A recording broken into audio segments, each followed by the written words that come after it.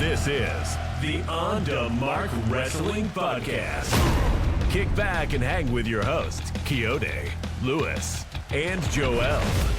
Let's mark out. Woo! Yes, y'all.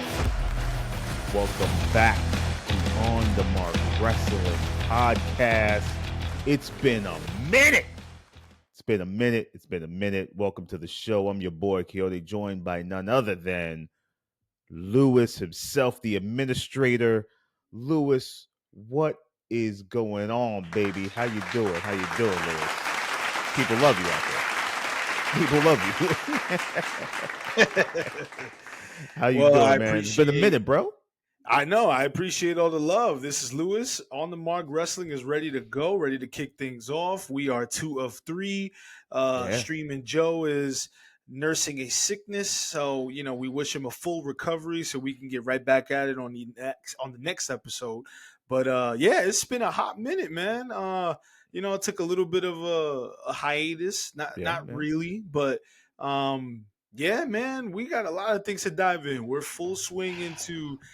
I can't believe that in this road to WrestleMania, I feel like has gone by like rapid fire. Quick. Because we are already 3 weeks. That's it. Yeah. WrestleMania is in 3 weeks. 3 weeks. But at the same time, Luis, it has felt like it's been dragging a little bit, especially on the storyline side. Like it feels like I know. We're gonna get into that. For it to feel like it's going by so fast, in certain regards, it has been kind of slowly dragging. But that could be the mid-April date too, because this is the latest that WrestleMania has ever occurred. We got Easter happening late, due to the calendar year or whatever, and they decided to schedule it Easter weekend, and that's like the 3rd week of April practically. So.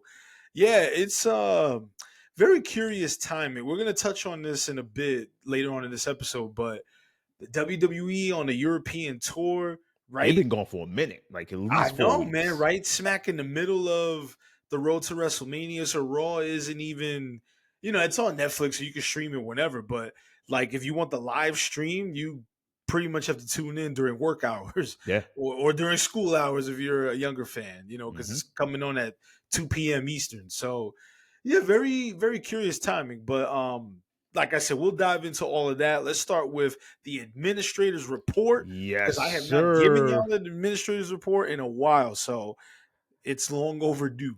Ladies and gentlemen, it's been long overdue. Luis, I know you got some stuff on your mind about this administrator's report. I need to hear some numbers. I need to hear what's going on out there. Let's get into it. So what we got, man? Well, this is the administrator's report. So this administrator's report is going to focus specifically on AEW Collision. So last weekend, we had the slam dunk version of AEW Collision because of the March Madness basketball tie-in and all of that. And much to the chagrin of all of the AEW haters out there, AEW benefited in a tremendous way. So I want to give my hats off to Tony Khan and company, because AEW Slam Dunk Saturday and Slam Dunk Sunday respectively did over 500,000 viewers. Now, mind you, Collision hasn't had, I don't think they've done anything like this where it was like a 2-part Collision on 2 separate nights, consecutive nights. But Saturday night, they did over 500,000 viewers. Sunday night, they did over 500 viewers. That's a combined million viewers for the weekend. So, and that's a weekend. This isn't Dynamite we're talking about. Yeah, gotta give it up to him. That's big numbers for AEW, especially like right now. That's huge. Of course. The fact that they were able to, the fact that AEW was able to garner 1 million viewers on a weekend in the middle of the road to WrestleMania, where most of the attention of the wrestling world is on WWE. Yeah. That shit's impressive, man. And I caught bits and pieces of Collision on both days. And solid show all around. Like AEW is doing a really good job of making Collision feel important. They're Right. doing a good job making it come across like you need to tune in because you're going to see something different from what you saw earlier in the week for Dynamite. And if you saw an angle unfolding on Dynamite, you're probably going to see a little bit of continuity on Collision. So yeah, that's big. And I think the biggest thing to applaud here is the fact that we got all of those viewers Mm-hmm. in the middle of the road to WrestleMania, and we're only about 3 months, 4 months away from All In Texas. So if they can continue this upward trend, because Dynamite last week actually did over 600,000 viewers too. So nothing to write home Right. about, Nothing but crazy. they're Nothing they're crazy. keeping it steady, Yeah. and people are talking about AEW for better or for worse. And when you get people talking, that's what you want because you got Dynasty, you got Double or Nothing, and then you got your big event for the summer. So Hmm. yeah, props to AEW on that increased viewership. Those are great numbers for Collision. Oh, and here's another little fact. It's the biggest viewership that AEW Collision has had since July of 2023. Damn. And a Gillette. certain someone was still working for the company in July 2023. You can take Your a boy, guess as to right? who that Is was. that your boy? Yeah, my boy Phil Brooks. AKA What? CM Punk. CM Punk. They haven't So reached that many viewers since Punk yeah, in they have now 23. reached 500 plus viewers since then. Wow, Lewis, that's crazy. It's crazy. Crazy indeed. Um, Listen, man, I got to give. Listen, this could have gone really bad for AEW, right? Oh yeah, Especially with the March Madness stuff going on, right? Like they could have done all this work to have less people watch ever on both nights on that Saturday and Sunday. hell yeah. It was a crapshoot. It was 50-50. It was like, listen, let's Seriously, just go for it. And it worked. They got some good viewers. And like you said, 1 million between both shows. That is, listen, man, however you look at it, but yeah, it's not WWE 2.3 or 1.5 million viewers. We're not expecting that. But yeah, still, yeah, AEW still delivered numbers for them that was solid on a network and day where there was a lot of stuff going on. March Madness, the beginning of it just started. That could have gone really bad for them. But again, here's another thing, Lewis. What they've been doing on AEW is that they've been prioritizing Collision. Collision is actually yeah. now watchable, right? Like It is. you got Swerve on there. Sometimes you got Moxley. Sometimes you got Tony Storm. Like they are. Mercedes Moné is going to be on this next Collision. They're Yeah, making it just as important as Dynamite and appointment viewing. I've missed the last couple of Collisions, and I've been watching Dynamite, and I have no idea what's happening because I missed Collision. So that's a good thing because yeah. that means you kind of have to tune in to see what's going on That's and true. on Collision to see what's happening on Dynamite. Like it's good.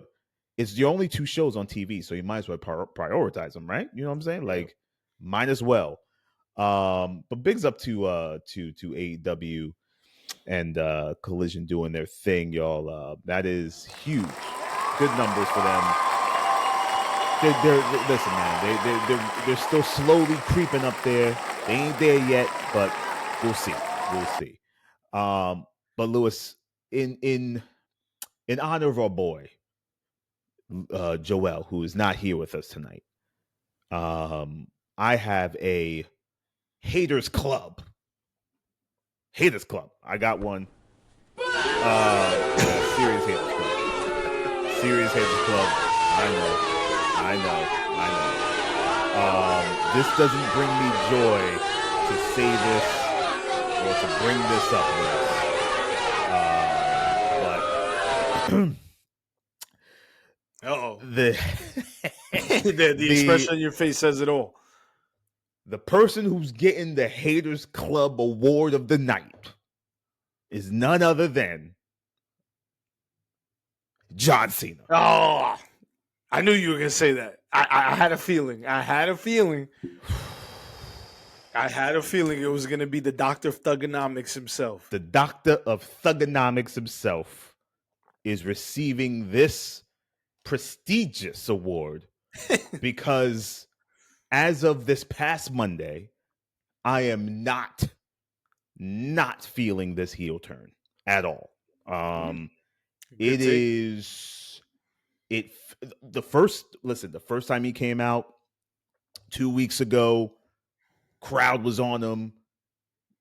I was like, okay, it's It wasn't great. People were saying it's the greatest promo of ever. I don't know who or what wrestling you're watching, but that was not the greatest John Cena promo I've ever heard. I'm sorry, it just wasn't. It just wasn't. I agree. This past Monday, he comes out again, kind of same spiel. He adds a couple of things to it, but nothing exciting, Lewis. I don't know if it's me or what my expectations are, but this is John Cena who's heel now, right? We got a glimpse of this with that Firefly Funhouse garbage match that, in my opinion, wasn't great. I didn't love it, but we got he was wearing the black and white. We in our heads as marks, we were like, yo, this is what John Cena could look like if he possibly turned heel, and we never got it for years. Now we get it. And now he's up against one of the white meat baby faces of all time, Cody Rhodes. There's no Rock to be seen. Rock is gone. He's just vanished. It was almost like The Rock used that particular moment to have Cena turn heel so he could kind of go away and have Cena be in his slot, so to speak, right? Like to almost be like, you know what?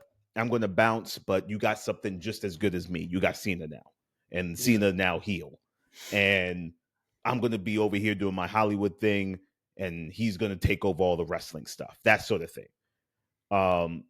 And Lou, man, it feels unimaginative for such a big heel turn. It feels stale. I don't love what Cody's doing either when he's coming out to confront him.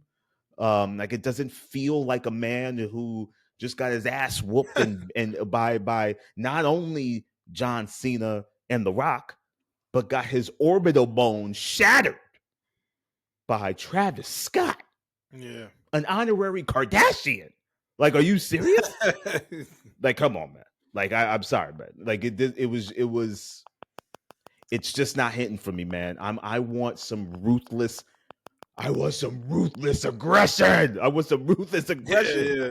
Like, I want this. It feels like Cena this past Monday, especially. It felt like, and someone on another podcast, I believe it was, might have been Busted Open, or it might have been someone else. I don't know. But someone said, and it stuck out to me. Someone said, yo, it feels like John Cena playing a heel. And I was like, oh, that is how it feels. Like, it feels like he's acting. Yeah. And it doesn't feel believable. And I'm like, yo, bro, what are we doing here? Like, I Lewis, I needed more, man. I needed more. It's just not doing it for me, bro. It's just not. This is not. Look at this. This is. I just, if I'm looking at that image, like for those of you who are listening to the audio, Kayode's projecting an image of a photograph of this past Monday on Raw with John Cena at the entrance ramp. If you didn't have any caption and just showed me that picture, I would think that it was just typical John Cena. Right. But this is John Cena heel version 2025, and it looks no different as far as the the aesthetics and the optics are concerned. No different. And listen, man, I get the whole you don't deserve it.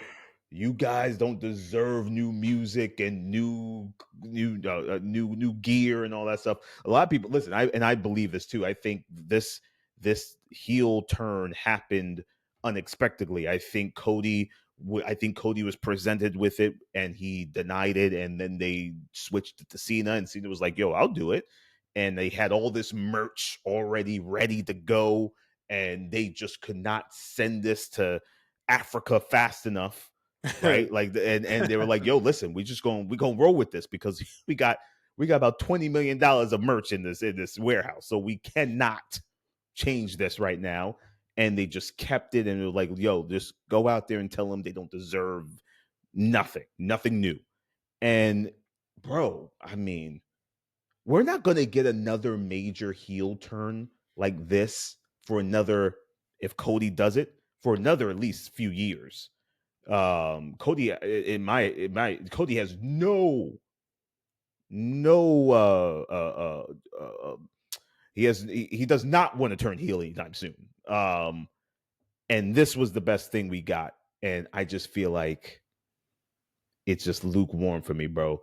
Plus Lewis, man, we got like 3 weeks left. He's going to be in London next Monday, and rumors are that he won't be seen again till Mania. I'm like, bro, Really? if that's the truth, Damn. this is weak. Like I'm sorry. This is, and all you marks out there, what are you doing? Like, this is not the greatest stuff we've seen from Cena. It's just not. It's not even close. It's not even close. I'm sorry. It's not even close. I've believed more of his other promos when he was the doctor of thugonomics and all this stuff. Yeah. More than this. I mean, my God, Lewis. What's your thoughts, man? I have a lot of thoughts on how this heel turn is playing out. So, first, I agree with most of what you're saying, Kayode, because it's coming across like he's acting, like he's playing a part. Yeah. And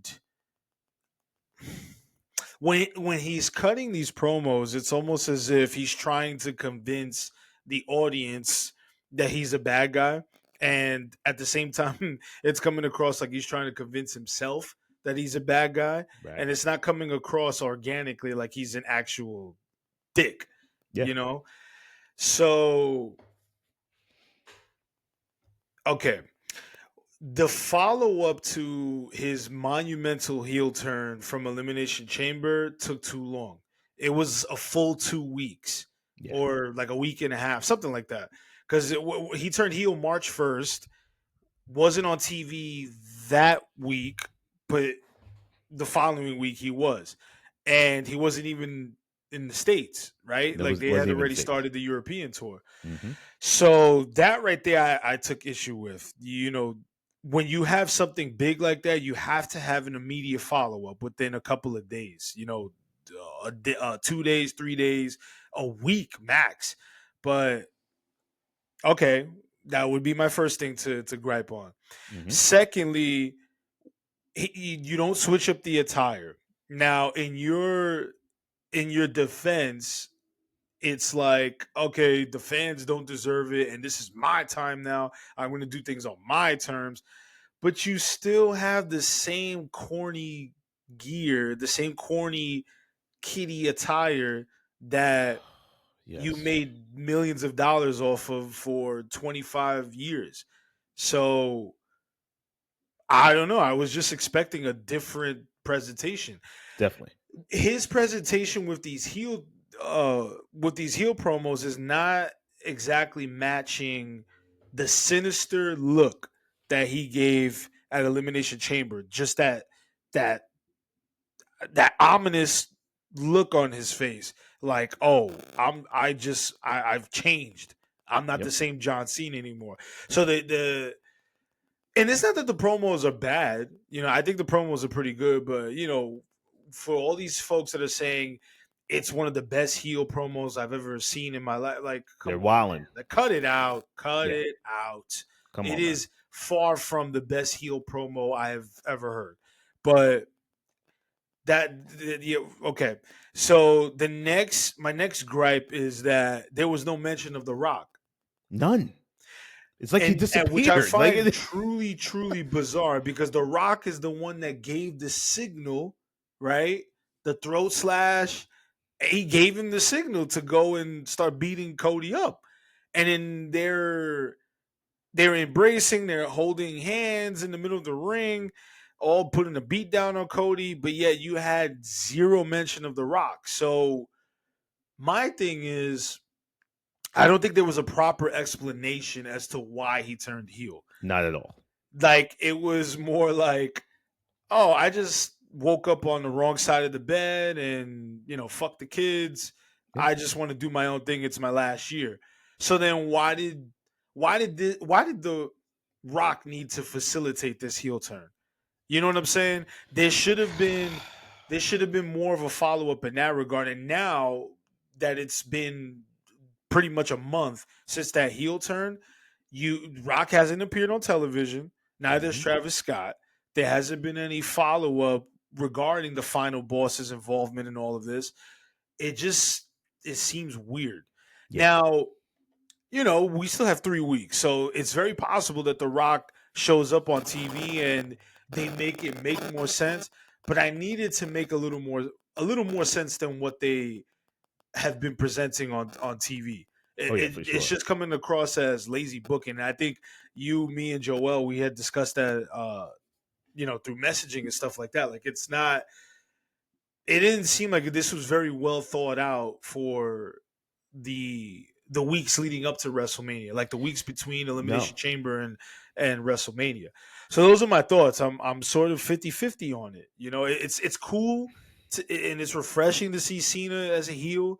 He's on the mic and just letting the audience have it. It's refreshing in that sense. It's refreshing, but there hasn't been anything in terms of any like action or anything creatively done differently without him just coming to the listen. On Monday in London, their last leg of this European tour, I do not want to hear Cena's music in the beginning of the show. He come down and with this stupid face and holding up the towel and just do the same old thing over and over. Maybe change where he does it at. I don't know, man. Like it's got to be something. There's got to be something more, right? Like let me put it this way to you, Lewis. If this is the only type of Cena heel we see and hear, are you satisfied with this Cena run? In terms of not Cena run, are you satisfied with this Cena heel turn? Now, yes, we do have months with him still in the company or whatnot, but the point right now is to be pushing the hell out of this Mania main event. Would you look at it as like a bust in terms of this main event? Not yet. Because okay. we still have several weeks, so not yet. But if by the time we get to the final Raw, the go home show before Mania, and it's still this presentation, then I would be like, yeah, they could have done a lot better. They could have done a lot better leading into WrestleMania. But because WWE sells itself, WrestleMania the as a concept, as a brand, as the biggest show of the year, it sells itself. You know what I'm saying? People are going to tune in no matter what. People are probably still going to be buying tickets if they haven't made up their minds already, and they're going to fly out there and make the trip. It's going to be successful regardless. I just hope that there's more to it. It just feels like there's. I don't feel like I'm getting the complete package just yet, and maybe that's by design. Maybe that's intentional. Maybe they're trying to save it for probably the go home Raw or Mania itself, to where they're building. Let's just say hypothetically, Cena wins the title, right? And now you can have a heel run with Cena as the champion leading into all of these events, and particularly SummerSlam, because Bubba Ray Dudley, was saying how a good main event for SummerSlam would be a tag team match that has Cena and Rock against Cody and Roman, as your SummerSlam main event. And that's not bad on paper. On paper, but yeah. it just depends on how they present it on TV leading up to it. And that's like long term planning because Right. August is a while from now. Because right now we're just stuck on WrestleMania. But yeah, I need more from this heel turn. I It's need not more. living up to the gigantic moment that was created at Elimination Chamber. That's what I'm saying. Like, okay, listen, I'm going to give it a little more time.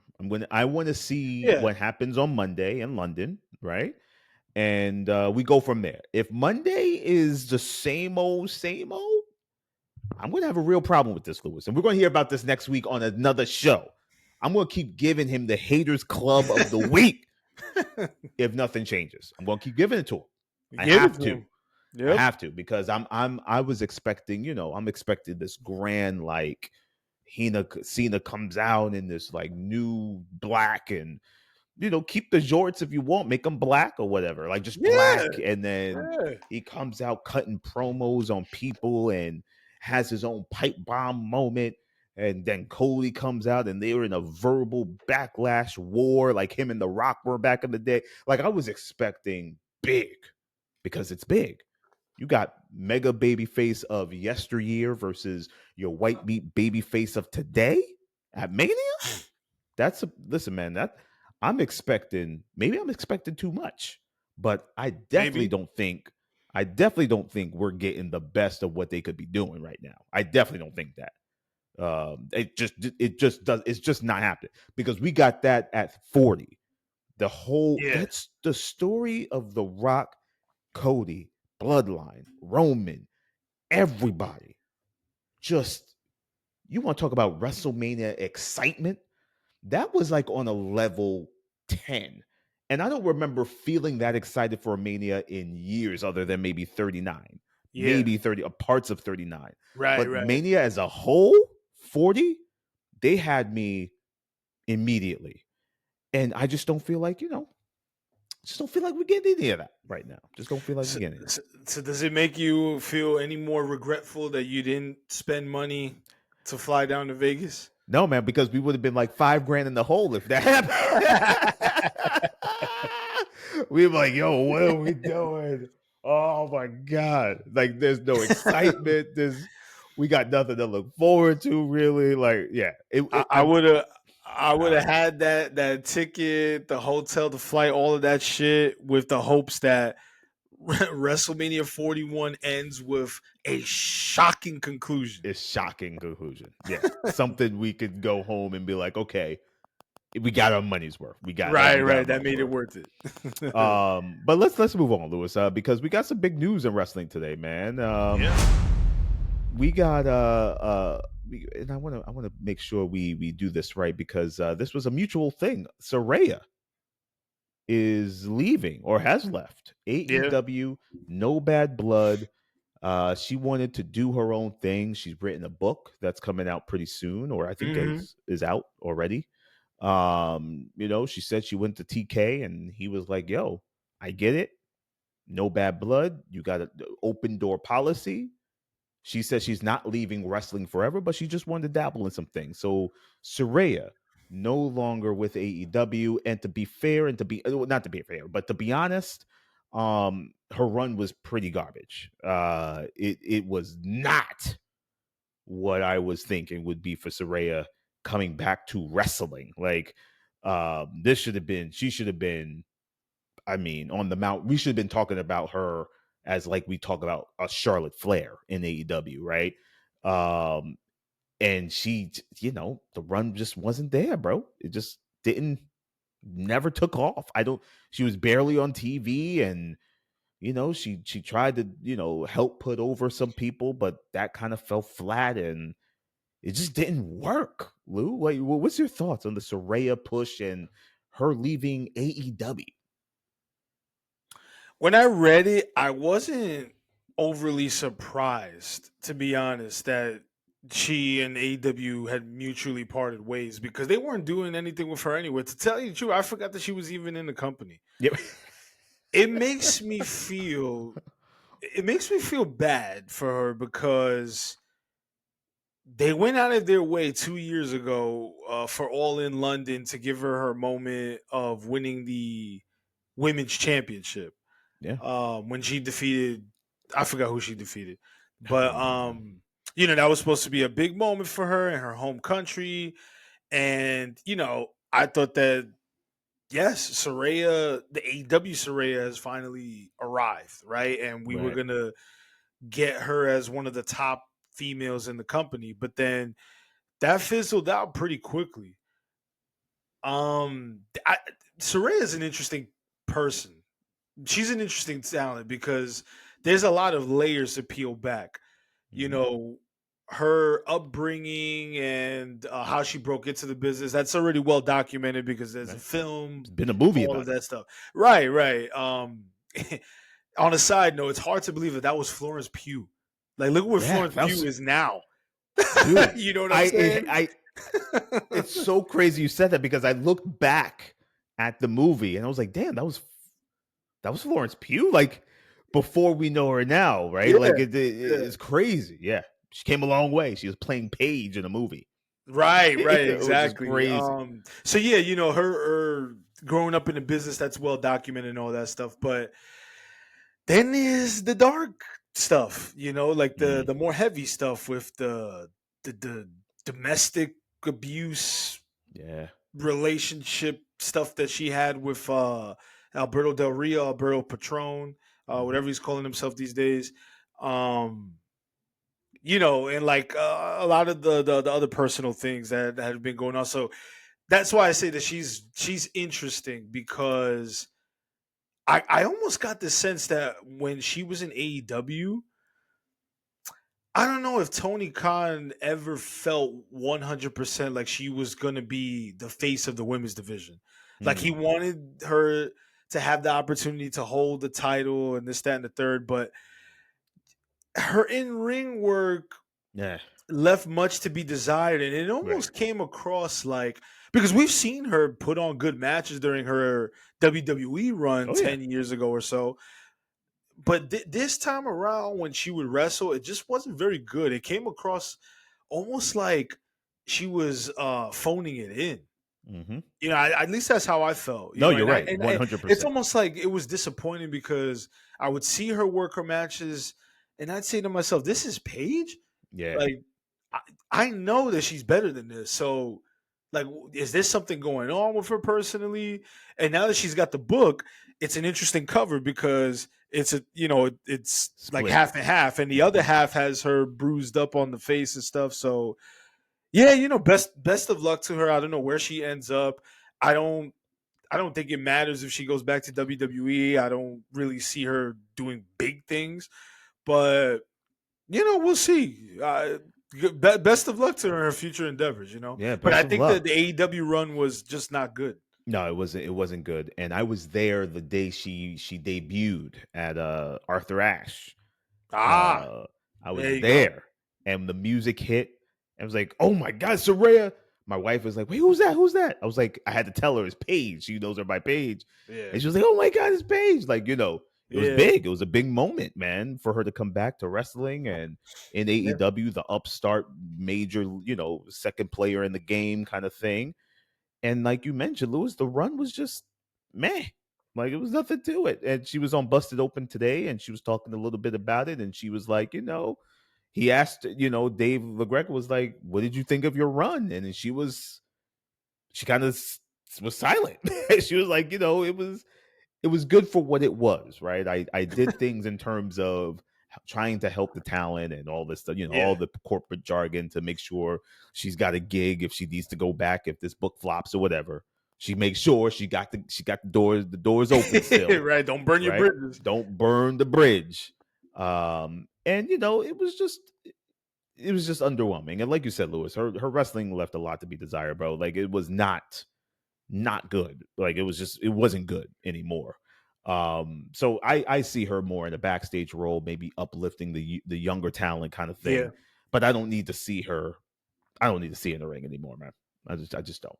But Yeah, I agree with that, and I like what you said at the end, where she can still contribute to the business. She one hundred doesn't have percent. to be uh, the center of attention as far as like an in-ring talent. Like she could very well be a trainer, a producer, writer, whatever. Like she definitely has contributions to the business, and she's worked with the best of the best. You know, Yeah. Mercedes, Charlotte Flair, Becky Lynch, Bailey. The list goes on and on and on. She's worked with the very best, so she's got that knowledge, that acumen, and she comes from a wrestling family. So, Yeah. I think she'll be fine getting a job. I don't think like she's not one of those talents where I'm like, yeah, you know, I can only see her working in high school gyms for the rest of her career. Like, nah, I don't Yeah. think it's anything like that.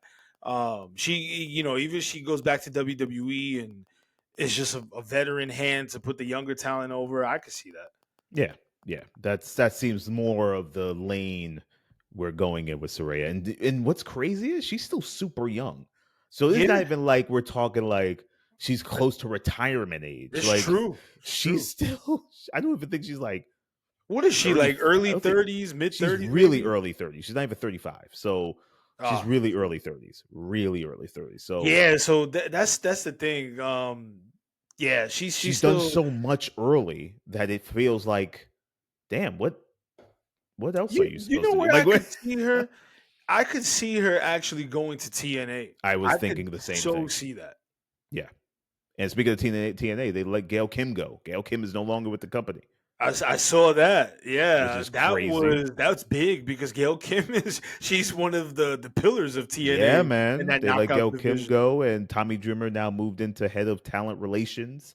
Yeah, Some guy named I don't know TNA much about TNA now, this new TNA, but Delirious is back as creative, back in creative control. Delirious, I have no idea who that I is, but don't. Yeah, I heard the name, but I've I don't know much I've about him. not kept up with TNA. Maybe I need to. Yeah, But yes, y'all. Saraya has given her peace sign out to AEW, but we'll probably see her in some capacity back in wrestling. yeah. It just goes to show you that sometimes it just doesn't work out, man. Yeah, You man. know, and it's not.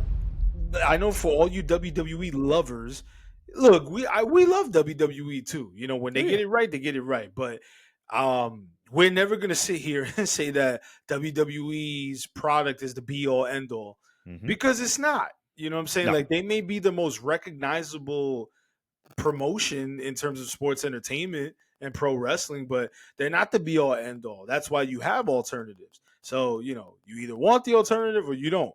True. But with that said, just because someone leaves AEW and returns home, so to speak, to WWE, doesn't necessarily mean that it's going to work out better. Look at Exactly. Andrade, Yeah. crickets. You know what I'm Where saying? is your So, boy? Where right. is he? People were shitting on AEW because they dropped the ball with Andrade and stuff like that. But sometimes it's just the talent, It's just the the the talent, bro. person themselves.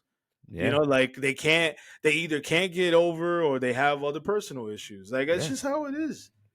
And with him and Charlotte not being married anymore, that might cause a little backstage awkwardness, maybe. So Maybe. trying to find where they could position him may be another issue that why we haven't really seen him or why he hasn't really popped off recently. So, Yeah. there's a lot of stuff going on there, man. A lot of stuff. But I wanted to get into something, Lewis. I wanted to do a show and love segment here on the Mark Wrestling Podcast, and this is where we give some positive love to something or someone, something in wrestling Yep.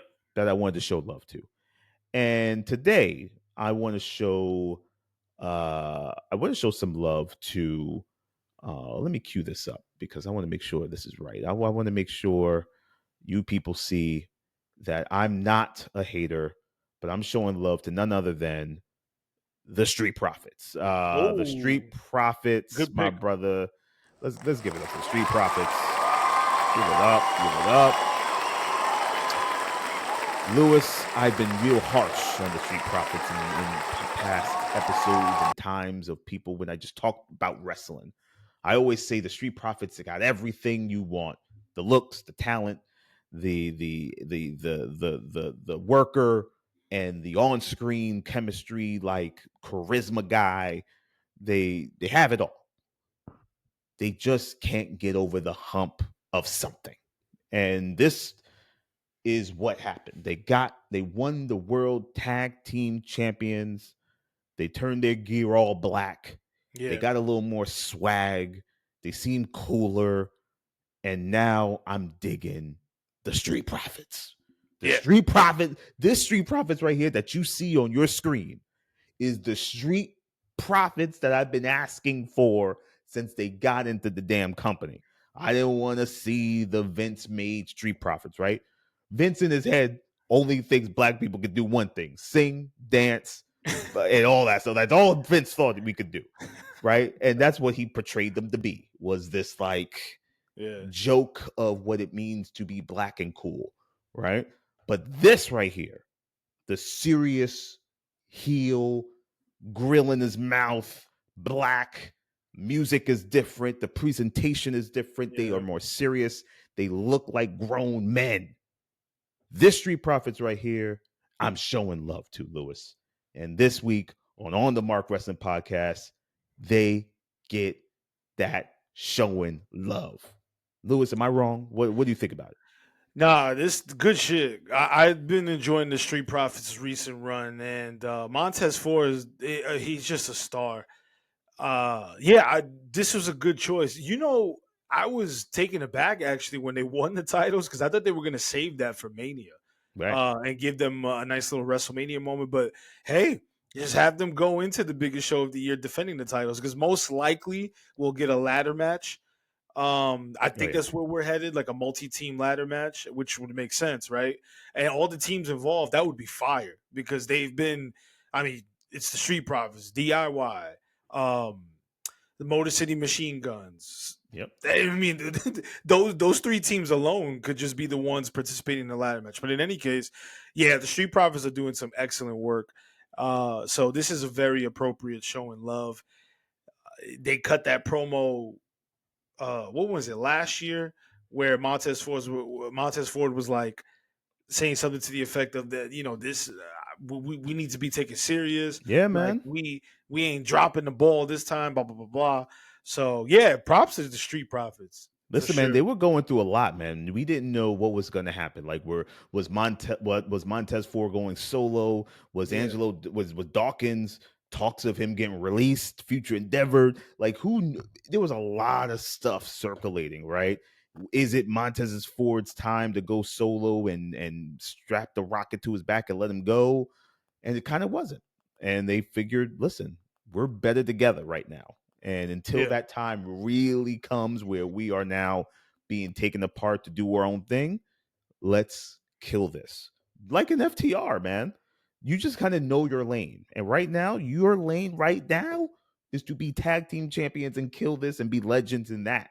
And I'm digging where the direction of this is going. And hopefully it's a decent reign. Hopefully it's a decent reign, man. Yeah, for real, man. I'm looking forward to it. Lewis, anything else, man, before we go here at On the Mark Wrestling? Nah, man, this was a very entertaining episode because it was the first time that we've got to reflect on John Cena's heel turn. Yeah. I'm looking forward to next week because, you know, that bloom is about to be off the rose, but I just wanted to shout out to all the man, y'all heard that burp. Shout out to all it's real, damn it. Right? This is live. It's live. Shout out to all the fellow podcasters and content creators, the ones who engage with our content on TikTok and Instagram. You're very much appreciated.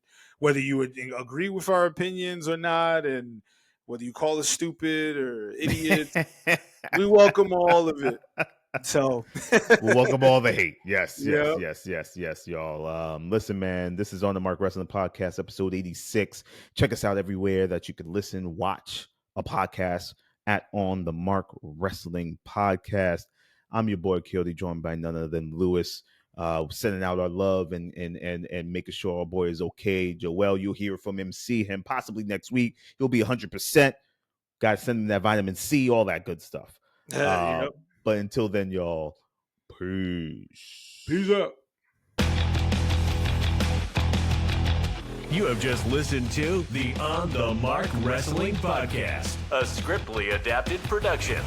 Follow us on Instagram, Facebook, TikTok, and YouTube at On the Mark Wrestling. And email us on onthemarkpodcast@gmail.com.